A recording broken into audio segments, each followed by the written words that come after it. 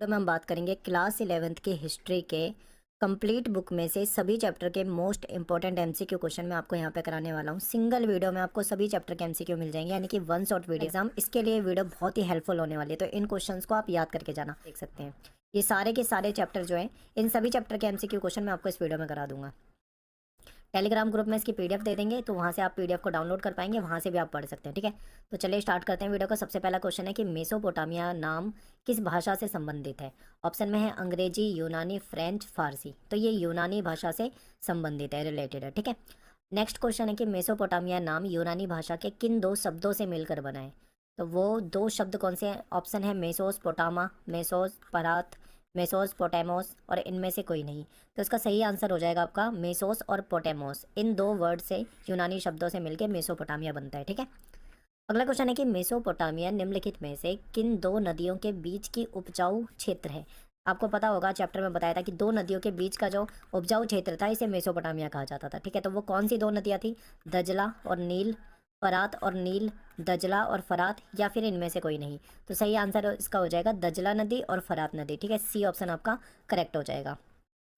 Next है कि Mesopotamia का क्षेत्र वर्तमान में डैश गणराज्य का हिस्सा है। आज के समय में मेसोपोटामिया का क्षेत्र कौन से देश में आता है? तो ये इराक में आता है। ठीक है, अगला प्रश्न है कि मेसोपोटामिया की सभ्यता के लिए सभ्यता डैश के लिए प्रसिद्ध थी, किस लिए फेमस थी? देखिए, शहरी सभ्यता, शहरी जीवन, ये तो ठीक है। समृद्ध साहित्य, ये भी ठीक है। गणित और खगोल विद्या, ये भी ठीक है। यानी कि इसके सारे ही सही हैं, तो अपना आंसर क्या हो जाएगा? उपरोक्त सभी। ठीक है, अगला क्वेश्चन है मेसोपोटामिया में पुरातत्व खोजों की शुरुआत डैश दशक में हुई थी। तो 1840 इंपॉर्टेंट है, याद रखना आपको। यूरोप वासियों के लिए मेसोपोटामिया क्यों महत्वपूर्ण था? क्योंकि बाइबल के प्रथम भाग ओल्ड टेस्टामेंट में इसका उल्लेख मिलता है। ओल्ड टेस्टामेंट की बुक ऑफ जेनेसिस में शिमार का उल्लेख मिलता है। यूरोप के यात्री और विद्वान मेसोपोटामिया को अपने पूर्वजों की भूमि मानते हैं। देखो, तीन ऑप्शन दे रखे हैं और इसमें तीनों ही आपके सही हैं। ठीक है, तो सेवंथ का जो हो जाएगा, तीनों सही है, तो अपना आंसर क्या हो जाएगा? डी ऑप्शन, यानी कि उपरोक्त सभी। किस देश में 7000 से 6000 ईसा पूर्व के बीच खेती शुरू हुई थी? ठीक है, क्वेश्चन नंबर 8, ऑप्शन ध्यान से देखो एक बार। ईरान, इराक, सऊदी अरब और उपरोक्त सभी। तो इराक हो जाएगा। कांसा, तांबा और डैश से मिलकर बनता है। देखिए, कांसा जो है, जिसको हम ब्रॉन्ज कहते हैं, ये एक मिश्र धातु है, यानी ये दो धातुओं से मिलकर बनती है। एक तो है तांबा, ठीक है, और दूसरी कौन सी है? टिन। यानी तांबा और टिन से मिलकर बनती है। ठीक है, जिसको हम रांगा भी कहते हैं। तो ऑप्शन में अगर आपको टिन ना मिले, मान लीजिए ऑप्शन में टिन काट दें, आपको केवल रांगा दे दे, तो रांगा भी इंपॉर्टेंट है। रांगा याद रखना, रांगा टिन को ही कहते हैं। तो डी ऑप्शन हो जाएगा। अगला क्वेश्चन है कि मेसोपोटामिया में किस चीज़ का अभाव था, यानी किस चीज़ की कमी थी मेसोपोटामिया में। तो ऑप्शन ध्यान से देखो। खाद्य संसाधन थे इनके पास, जल संसाधन भी था इनके पास, लेकिन इनके पास खनिज संसाधन नहीं थे, जो बाहर से मंगाते थे। ठीक है, तो सी ऑप्शन इसका आंसर हो जाएगा। मेसोपोटामिया के लोग लकड़ी, तांबा, चांदी, सोना, सीपी और विभिन्न प्रकार के पत्थरों को कहाँ से मंगाते थे? देखिए, ये लोग क्या करते थे? बाहर से व्यापार करते थे, बाहर से चीज़ों को खरीदा करते थे। तो तुर्की से भी लेते थे ये चीज़, ईरान से भी लिया करते थे, खाड़ी पार के जो देश है उनसे भी ये व्यापार करते थे। ठीक है, तो आंसर में अपना क्या हो जाएगा? उपरोक्त सभी। ठीक है, अब क्वेश्चन है अगला 12वां। मेसोपोटामिया में जो पहली पट्टिका पाई गई वो लगभग डैश की हैं। तो ये 3200 ईसा पूर्व पुरानी है। ठीक है, 3200, यानी कि सी ऑप्शन हो जाएगा। मेसोपोटामिया के लोग डैश पट्टिका के ऊपर लिखा करते थे।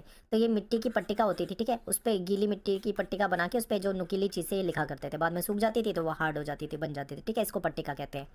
तो अगला क्वेश्चन है मेसोपोटामिया की सबसे पुरानी ज्ञात भाषा कौन सी है? सबसे पुरानी, बहुत इंपॉर्टेंट है। तो सबसे पुरानी ज्ञात भाषा जो है वो है सुमेरियन, लेकिन बाद में क्या करा था इन्होंने? सुमेरियन की जगह अक्कदी भाषा को अपनाया गया था। ठीक है, तो मेसोपोटामिया में 2400 ईसा पूर्व के बाद धीरे धीरे कौन सी भाषा ने सुमेरियन का स्थान ले लिया था? तो सुमेरियन पहले होती थी, लेकिन बाद में अक्कदी भाषा ने इसका स्थान ले लिया था। तो आपका आंसर यहाँ पे क्या हो जाएगा? अक्कदी। निम्नलिखित कथन में से कौन सा कथन गलत है? तो देखिए, मेसोपोटामिया के लिपिक को सैकड़ों चिन्ह सीखने पड़ते थे। ठीक है, ये उसे गीली पट्टी पर उसके सूखने से पहले लिखना होता था। बिल्कुल ठीक है। लेखन कार्य के लिए बड़ी कुशलता की आवश्यकता होती थी। ये भी ठीक है। लेखन कार्य को महत्वपूर्ण नहीं माना जाता। देखिए, ये गलत है। हमको ये बोला है ना कि कौन सा गलत है, यही पहचानना था। तो डी ऑप्शन गलत है। लेखन कार्य को बहुत महत्वपूर्ण मानते थे, यहाँ पे तो लिखा हुआ है नहीं मानते थे, तो यानी कि ये गलत है। अगला क्वेश्चन है कि उर शब्द किस देवता के लिए उपयोग किया जाता था? ठीक है, तो ये चंद्रदेव के लिए किया जाता था। उरुक क्या था? उरुक मेसोपोटामियाई शहर होगा। ठीक है, प्रेम और युद्ध की देवी किसे माना जाता था? इन्नाना को। 2000 ईसा पूर्व के बाद मारी नगर मारी नगर जो था वो डैश के रूप में खूब फला फूला। किस रूप में? तो ये एक शाही राजधानी के रूप में। और मारी के राजा किस समुदाय के थे? मारी के राजा जो थे ये एमोराइट समुदाय से रिलेटेड है। साइप्रस द्वीप अलाशिया जो है वो किसके व्यापार के लिए फेमस था? देखिए ये अलाशिया बहुत ज़्यादा प्रसिद्ध था, ये तांबा और टिन वगैरह का यहाँ पे खूब व्यापार होता था, तो सी ऑप्शन हो जाएगा। मेसोपोटामिया की दुनिया को सबसे बड़ी देन क्या है? तो गणित भी मिली और परंपरा, इनकी जो काल गणना वाली परंपरा ये भी है, तो दोनों ही सही है, यानी ए और बी दोनों सही हो पाएंगे यहाँ पे, ठीक है। बेबीलोनिया को 625 ईसा पूर्व में असीरियाई आधिपत्य से मुक्त किसने कराया था? तो ये है नेबोपोलासर। और लास्ट क्वेश्चन है कि परिवहन का सबसे सरल तरीका क्या है? तो परिवहन का सबसे सरल तरीका देखें अगर प्राचीन समय में तो भी जल मार्ग था, और आज के समय में भी देखें तो जल मार्ग है, ठीक है। तो सरल का मतलब यहाँ पे सरल भी है, ठीक है, यहाँ पे सस्ता भी है इसका मतलब, यानी सबसे सस्ता साधन, तो ये भी हो सकता है, तो इसमें भी जलमार्ग ही होगा आपका। अगला क्वेश्चन है नेक्स्ट चैप्टर में से कि रोमन साम्राज्य के अंतर्गत डैश क्षेत्र आता है। देखिए इसमें यूरोप का क्षेत्र भी आता है, इसमें पश्चिमी एशिया का क्षेत्र भी आता है, और उत्तरी अफ्रीका का भी क्षेत्र है, क्योंकि आपको ये चैप्टर पता है ना, 3 महाद्वीपों में फैला हुआ साम्राज्य, तो तीनों महाद्वीप आ जाएंगे, यूरोप भी आ जाएगा, एशिया भी आ जाएगा और अफ्रीका भी आ जाएगा। तो अपना आंसर क्या हो जाएगा? उपरोक्त सभी। नेक्स्ट क्वेश्चन है कि पेपाइरस जो है ये क्या है? ये एक पौधा है। पेपाइरस क्या है? पौधा है, इंपॉर्टेंट है, पूछा जा सकता है। पांडुलिपि से क्या अभिप्राय है? देखिए पांडुलिपि जो होती है ऐसी पुस्तकें होती है जो हाथ से लिखी जाती थी, जिस समय में छपाई नहीं थी, यानी छपाई तकनीक के बारे में लोग नहीं जानते थे, उस समय में पुस्तक कैसे बनाई जाती थी? हाथ से ही लिखी जाती थी, तो उसको पांडुलिपि या मैन्युस्क्रिप्ट कहा जाता है। रोम और डैश के लोग आपस में प्रतिद्वंदी थे। रोम का किन लोगों के साथ मतलब कंपटीशन था? तो रोम और ईरान हो जाएगा, ठीक है, ईरान आंसर हो जाएगा, क्योंकि इन दोनों के बीच में कंपटीशन रहता था। निम्नलिखित में से किसे रोमन साम्राज्य का हृदय कहा जाता है? बहुत अच्छा क्वेश्चन है, देखिए ये। तो ऑप्शन ध्यान से देखो, लाल सागर, कैस्पियन सागर, भूमध्य सागर, काला सागर, तो इसका आंसर हो जाएगा भूमध्य सागर। भूमध्य सागर जो है इसको रोमन साम्राज्य का हृदय माना जाता है। प्रथम सम्राट जो थे ऑगस्टस, इन्होंने 27 ईसा पूर्व में जो राज्य स्थापित किया था उसे क्या कहा जाता है? बहुत ही अच्छा क्वेश्चन है, और ये पेपर में आया हुआ क्वेश्चन भी है, ठीक है। तो इसका आंसर देखते हैं। देखिए सीनेट ऑप्शन में है, प्रिंसिपेट है, टीसी फोन है, या इनमें से कोई नहीं, तो इसका आंसर हो जाएगा प्रिंसिपेट, ठीक है। अगला क्वेश्चन है सेनेट रोम में एक संस्था थी जिसमें डैश वर्ग के को शामिल किया जाता था। सीनेट में किसे शामिल किया जाता था? तो इसमें कुलीन भी शामिल थे, इसमें अभिजात भी लोग होते थे, इसमें जमींदार भी होते थे, यानी कुलीन यानी कि जो अमीर लोग थे वो भी थे, अभिजात जो ताकतवर लोग थे वो भी थे, और जमींदार जिनके पास बहुत सारी जमीन होती थी ये भी थे। तो आंसर क्या हो जाएगा अपना? उपरोक्त सभी। दिनारियस, दिनारियस जो है वो क्या था? ठीक है, ऑप्शन देखो, सोने का सिक्का था, चांदी का सिक्का था, तांबे का सिक्का था, या इनमें से कोई नहीं। ये तो आपको क्लियर है कि ये सिक्का था, अब किस धातु का सिक्का था ये आपको पता करना है, तो ये चांदी का सिक्का होता था, ठीक है। नेक्स्ट है कि निम्नलिखित में से किस सम्राट ने सेनेटर के सेना में सेवा करने पर पाबंदी लगा दी थी? तो आंसर एक बार ध्यान से देखो, ऑगस्टस है, टिबेरियस है, और गैलिनस है, और उपरोक्त सभी, तो इसका आंसर हो जाएगा गैलिनस ने। रोमन साम्राज्य के राजनीतिक इतिहास के 3 मुख्य खिलाड़ी कौन थे? तो देखिए इसमें सम्राट भी हो जाएगा, अभिजात वर्ग भी हो जाएगा, और सेना भी, तीनों ही थे, तो अपना आंसर क्या है? उपरोक्त सभी, ठीक है। ईरान में ससानी वंश जो आक्रामक वंश था ये कब उभर कर सामने आया था? तो ये 225 ईस्वी में सामने आया था। रोमन साम्राज्य की आधुनिक विशेषता डैश थी। क्या इसकी आधुनिक विशेषता थी? एकल परिवार, यानी कि यहाँ पे जो परिवार थे वो एकल हो गए थे, न्यूक्लियर परिवार हो गए थे। एकल परिवार कौन से होते हैं? ऐसे परिवार जिसमें पति होता है, ठीक है, पत्नी होती है, और इनके बच्चे होते हैं। ऐसी फैमिली जिसमें ये रहते हैं ये होती है हमारी एकल परिवार, जिसमें दादा दादी भी साथ में रहते हैं और अन्य चाचा वाचा ये सब साथ में रहते हैं, वो हो जाते हैं हमारे संयुक्त परिवार, ठीक है। नेक्स्ट है कि एम्फोरा शब्द जो है वो उसका संबंध जो है वो किससे है? तो एम्फोरा शब्द जो है ये मटके और कंटेनर से रिलेटेड है। रोम में मोंटी टेकियो स्थल पर लगभग डैश से अधिक मटकों के अवशेष मिले हैं, कितने? ऑप्शन देखिए, 2 करोड़, 3 करोड़, 4 करोड़, या 5 करोड़। उसका सही आंसर हो जाएगा 5 करोड़। सिकंदर यूनान के किस राज्य के शासक थे? सिकंदर जो थे वो यूनान के किस राज्य के शासक थे? ऑप्शन में है बेबीलोन, एथेंस, मकदूनिया, या इनमें से कोई नहीं, तो ये मकदूनिया के हो जाएंगे। ईसाई धर्म रोमन साम्राज्य का राजकीय धर्म जो था ये बन गया था, ये कौन सी शताब्दी में? तो 4वीं शताब्दी में। ईसाई धर्म को रोमन साम्राज्य में आधिकारिक धर्म किस सम्राट ने बनाया था? तो इसका सही आंसर हो जाएगा कॉन्स्टेंटिन ने। रोमन शहरी जीवन में स्पेक्टुला नामक मनोरंजन जो शो होता था ये वर्ष में कितने दिन होता था? ठीक है, ये कम से कम आप ये मान के चलिए 176 दिन होता था कम से कम। और रोमन साम्राज्य का जो चांदी का सिक्का होता था इसका वजन कितना था? ये 4.5 ग्राम का था, 4.5। स्पेन डैश के व्यापार के लिए फेमस था? बहुत अच्छा क्वेश्चन है, पेपर में आया हुआ क्वेश्चन है, ठीक है। स्पेन जो था वो जैतून के तेल के लिए फेमस था। वाद शब्द जो है ये किस भाषा के फ्यूड शब्द से लिया गया है? ठीक है, ऑप्शन है लैटिन भाषा, जर्मन भाषा, फ्रेंच भाषा या रोमन। तो देखिए ये जर्मन भाषा के फ्यूड शब्द से लिया गया है, ठीक है। तो ऑप्शन अपना बी यहाँ पे करेक्ट है। फ्यूड का अर्थ क्या होता है? तो फ्यूड का मतलब होता है जमीन का टुकड़ा, यानी कि ए ऑप्शन अपना जो है सही हो जाएगा। जर्मनी की किस जनजाति ने गॉल प्रांत को अपना नाम देके फ्रांस बना दिया था? तो देखिए ये जो फ्रैंक जनजाति है ना, इसने क्या किया था, पहले गॉल नाम होता था, ठीक है। तो गॉल को ये जो फ्रैंक जनजाति थी इसने अपना नाम दिया, इसके बाद ये फ्रांस बन गया था। तो अपना आंसर क्या हो जाएगा यहाँ पे? A option. नारमंडी के राजकुमार ने कब इंग्लैंड और स्कॉटलैंड द्वीपों को जीता था? तो ये बात है 11वीं शताब्दी की। पादरियों ने स्वयं को किस वर्ग में रखा था? देखिए पादरी जो थे समाज में उन्होंने अपने आप को प्रथम वर्ग में यानी सबसे उच्च वर्ग में रखा हुआ था, ठीक है। तो अपना आंसर क्या हो जाएगा यहाँ पे? ए हो जाएगा। नेक्स्ट है कि निम्नलिखित में से कौन सा अभिजात वर्ग से रिलेटेड नहीं है? अभिजात वर्ग का अपनी संपदा पर स्थायी तौर पर नियंत्रण था, बिल्कुल था। वो अपनी सैन्य क्षमता को बढ़ा सकते थे, यस बढ़ा सकते थे, ठीक है। कौन सा उससे संबंधित कथन है ये आपको बताना है। वे अपना स्वयं का न्यायालय भी लगा सकते थे, बिल्कुल लगा सकते थे। अपनी मुद्रा भी प्रचलित कर सकते थे, यस कर सकते थे। तो यानी कि ए ऑप्शन करेक्ट है, बी ऑप्शन करेक्ट है, सी ऑप्शन भी करेक्ट है। तो अपना आंसर क्या हो जाएगा? उपरोक्त सभी। मेनर जो शब्द है, मेनर जो वर्ड है वो डैश से संबंधित है, तो ये घर के लिए यूज किया जाता है, ठीक है, घर। नाइट जो थे वो कौन थे? ऑप्शन में है राजा, सैनिक, व्यापारी। देखिए ना तो ये सैनिक ना तो ये व्यापारी थे, ना ही ये राजा थे, ये थे सैनिक, यानी कि ये योद्धा वर्ग था, ठीक है, योद्धा वर्ग था। तो बी ऑप्शन अपना क्या है? करेक्ट है। अगला प्रश्न है कि फीफ के बारे में कौन सा कथन गलत है? तो देखिए फीफ जो है एक भूमि का टुकड़ा है या भूमि का भाग है। फीफ को उत्तराधिकार में भी पाया जा सकता है, ये 1000 से 2000 एकड़ या उससे ज़्यादा भी हो सकता है। या फीफ एक विशाल सेना थी। देखिए फीफ जो है ये जमीन है, यानी ये जमीन का भाग था। तो यहाँ पे पहला ऑप्शन बिल्कुल ठीक है, जमीन था, जमीन का भाग था, भूमि था, जो भी आपके क्वेश्चन में आए, कैसी भी लैंग्वेज में आए, बस आपको ये समझना है कि ये जमीन है, तो आपको वो टिक करना है सही। फिर इसके बाद क्या है? फीफ जो होती है यानी जो जमीन का टुकड़ा जो था उसको उत्तराधिकार में पाया जा सकता था, बिल्कुल ठीक है, उत्तराधिकार में इसको पाया जा सकता था। इसकी जो अगर हम इसको नाप देखें तो ये 1000 से 2000 एकड़ या उससे भी ज़्यादा हो सकता था, लेकिन ये विशाल सेना नहीं थी। तो डी ऑप्शन यहाँ पे बिल्कुल गलत है, यही पहचानना था। पश्चिम चर्च के अध्यक्ष पॉप थे, जो कि डैश में रहते थे। पॉप जो है वो कहाँ पे रहते थे? रोम में रहते थे, ठीक है। चर्च को एक वर्ष के अंतराल में कृषक से उसकी उपज का 10वां भाग लेने का अधिकार होता था। वो क्या कहलाता था? इसको टीथ कहते हैं, ठीक है, टीथ यानी कि ये जो हिस्सा है ये एक तरह से टैक्स है, ठीक है, ये एक तरह से टैक्स था। आबेस हिलगॉर्ड कौन था? ये एक संगीतज्ञ था, ये फेमस संगीतज्ञ है।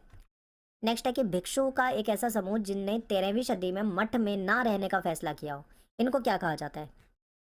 तो ये फ्रायर थे, ठीक है, फ्रायर कहा जाता था इनको। अभी देखो मेनर हम जान चुके हैं, टीथ भी हमने पढ़ लिया है, तो ऑप्शन में हमारे पास बच ही रहा है फ्रायर, तो यही हो जाएगा। नेक्स्ट है कि बेनेडिक्टिन जो है वो क्या है? तो ये क्या होते थे? ये मठों में भिक्षुओं के लिए ना एक पुस्तक होती थी, ये एक मतलब एक रूल बुक आप इसे कह सकते हो, एक रूल्स वाली बुक होती थी, ठीक है। कुछ संहिताएं होती थी इसमें जो कि हाथ से लिखी होती थी, हस्तलिखित पुस्तक होती थी जिसमें भिक्षुओं से रिलेटेड कुछ नियम होते थे। तो बी ऑप्शन करेक्ट हो जाएगा। अगला क्वेश्चन है मोनेस्ट्री शब्द जो है वो कौन सी भाषा के मोनोस से बना हुआ है? और ये एक ऐसे व्यक्ति के लिए यूज़ किया जाता है जो अकेला रहता है, जो ये ग्रीक भाषा का है, ठीक है। अगला है कि सामंतवाद का विकास जो है इंग्लैंड में हुआ था, कब हुआ था भाई? ये तो ये 11वीं सदी में हुआ था, यानी कि सी ऑप्शन हो जाएगा। इंग्लैंड में कृषक विद्रोह का इंग्लैंड में कृषक विद्रोह हुआ था, ठीक है। ये यहाँ पे एक टाइपिंग की मिस्टेक है, ये कब हुआ था, यानी इंग्लैंड में कृषक विद्रोह जो था वो कब हुआ था? तो कब हुआ था भाई? ऑप्शन है 1323, 1358, 1381, इनमें से कोई नहीं, तो ये 1381 की बात है। सेंट बेनेडिक्ट जो है इनका मठ जो है वो इटली में कब स्थापित हुआ था? तो ये 529 एडी में इसको स्थापित किया गया था। और क्लोनी मठ की स्थापना बरगंडी में हुई थी, जो कब हुई थी? जो कि 910 एडी में हुई थी, ठीक है। एक ऐसा टैक्स जो राजा केवल किसानों पर वो भी कभी कभार ही लगाता था, तो इसको टैली कहा जाता है। देखिए यहाँ पे भी टाइपिंग की मिस्टेक है, इसको ऐसे लिखा जाएगा, ठीक है, टैली। तो ये इंपॉर्टेंट है, आ सकता है पेपर में। यानी कि मंगोलों का प्रमुख व्यवसाय क्या था? तो मंगोल जो थे वो कृषि नहीं करते थे, ठीक है, वो ज्योतिष, शिल्पकारी, इन कामों में भी नहीं थे। ये पशुपालन करते थे, शिकार करते थे, संग्रहण करते थे, ठीक है। तो बी ऑप्शन अपना करेक्ट हो जाएगा। सेकंड क्वेश्चन है कि बर्बर एक यूनानी भाषा का शब्द है, जिसका अर्थ क्या था? देखिए बर्बर जो शब्द है वो ऐसे लोगों के लिए यूज़ किया जाता था जो गैर यूनानी थे, यानी कि जो यूनान के नहीं होते थे। थर्ड क्वेश्चन है कि चीन की महान दीवार जो है उसका निर्माण जो है वो क्यों किया गया था? ऑप्शन में है राज्य की सुंदरता को बढ़ाने के लिए, व्यापार को बढ़ाने के लिए, कृषि क्षेत्र में किलेबंदी के लिए, या फिर जो कबीले थे उनके आक्रमण से चीन की सुरक्षा के लिए। तो इसका सही आंसर हो जाएगा चीन की सुरक्षा के लिए। ठीक है, अगला क्वेश्चन है कि मंगोलिया में चंगेज खान को किस रूप में मान्यता मिली? तो इसको एक महान राष्ट्र नायक के रूप में देखा जाता है। ठीक है, चंगेज खान का जो प्रारंभिक नाम है वो क्या था? इसका प्रारंभिक नाम था तेमुजिन। मंगोल कबीले के सरदारों की सभी कुरिलताई ने चंगेज खान को कौन सी उपाधि दी थी? तो ये समुद्री खान, ठीक है, समुद्री खान की उपाधि मिली थी। यायावर लोग जो थे मूलतः ये क्या थे? ये स्थायी निवास करने वाले लोग थे, यानी कि परमानेंट किसी जगह पे रहने वाले लोग, या ये कृषि करने वाले लोग थे, ठीक है, या ये घुमक्कड़ लोग थे, या इनमें से कोई नहीं। तो इसका सही आंसर है घुमक्कड़। ये घुमक्कड़ लोग थे, एक स्थान पे रहते थे, फिर दूसरे स्थान पे, फिर तीसरे स्थान पे, इस तरीके से एक से दूसरे स्थान पे जाते रहते थे। नेक्स्ट क्वेश्चन है कि द लास्ट सपर चित्र बनाने वाले कलाकार जो है वो कौन है? तो ये जो द विंची जो थे, इन्होंने ये चित्र बनाया था। ठीक है, गुटेनबर्ग द्वारा छापी गई पहली पुस्तक, देखिए इन्होंने क्या करा था, छपाई खाने का निर्माण किया था, आविष्कार किया था यहाँ पे, और इन्होंने 150 कॉपी छापी थी बाइबल की। कैथोलिक चर्च के विरुद्ध मार्टिन लूथर जो थे, इन्होंने एक अभियान चलाया था, उसको किस नाम से जाना जाता है? इसको बोला जाता है प्रोटेस्टेंट सुधारवाद के नाम से। ठीक है, बी ऑप्शन यहाँ पे ठीक हो जाएगा। कोपरनिकस ने क्या सिद्ध किया था? कोपरनिकस ने ये कहा था कि पृथ्वी जो है, पृथ्वी और सारे ग्रह ये सभी मिलकर सूर्य के चारों ओर चक्कर लगाते हैं। ठीक है, जो सन है हमारा, उसके चारों ओर पृथ्वी और सारे ग्रह मिलकर क्या करते हैं? चक्कर लगाते हैं। कोपरनिकस ने कहा था, तो ए ऑप्शन अपना ठीक हो जाएगा। नेक्स्ट है सोसाइटी ऑफ जीसस क्या थी? तो ये कैथोलिक चर्च द्वारा आंतरिक सुधार के लिए बनाई गई एक संस्था है। जेसुइट कौन थे? ये सोसाइटी ऑफ जीसस जो बनाई गई थी, इसके अनुयायी होते थे जिनको जेसुइट कहा जाता था। ठीक है, ईसाई धर्म प्रचार वगैरह इस तरीके के काम होते थे इनके। मध्य युग में चर्च ने लोगों की सोच को इस तरह जकड़ रखा था कि यूनान और रोमन वासियों का समस्त ज्ञान उनके दिमाग से निकल गया था। ऐसा कौन मानते थे? तो ऐसा मानते थे जो मानवतावादी लोग थे, उनका ऐसा विचार था। ठीक है, भिक्षुक जो मार्टिन लूथर है वो कहाँ के निवासी हैं? तो ये जर्मन है। अरबों में से किसे, अरबों ने किसको अफलातून कहा है? तो अरबों जो थे वो प्लेटो को अफलातून कहते थे। ठीक है, नेक्स्ट है कि गलेलियो जो थे वो कौन थे? गलेलियो जो थे वैज्ञानिक थे, और ये खगोल शास्त्री भी थे। ठीक है, इंपॉर्टेंट है। इन्होंने दूरबीन वगैरह का आविष्कार किया था, और खगोल शास्त्र के कई सारे इन्होंने नियम वगैरह बताए थे, तो ये वैज्ञानिक हो जाएंगे। और लास्ट चैप्टर के भी कुछ क्वेश्चन कर लेते हैं। दुनिया की तीसरी सबसे लंबी नदी जो है वो यांगसी है। ठीक है, चीन में। और चीन की सबसे प्रमुख जातीय समूह जो है वो कौन सा है? हान है। निम्न में से कौन सा जापान का प्रमुख द्वीप नहीं है? देखिए, होसू, क्यूसू और सिकुकू, ये तीनों ही जापान के प्रमुख द्वीप है, लेकिन जो कोशिशक्यू है ये नहीं है। ठीक है, तो ये लास्ट वाला ऑप्शन हो जाएगा। जापान की राजधानी कौन सी है? इसमें टोक्यो हो जाएगी। ठीक है, तो ये हो गया। और यहाँ पे सारे इंपॉर्टेंट क्वेश्चन जो है आपके डिस्कस कर दिया एमसीक्यू, और चैप्टर वाइज लॉन्ग क्वेश्चन भी करा दिए हैं, और चैप्टर सारे के सारे करा दिए। आप कृपया उन्हें जरूर देख के जाना, ताकि आपका पेपर जो है वो अच्छा जाए।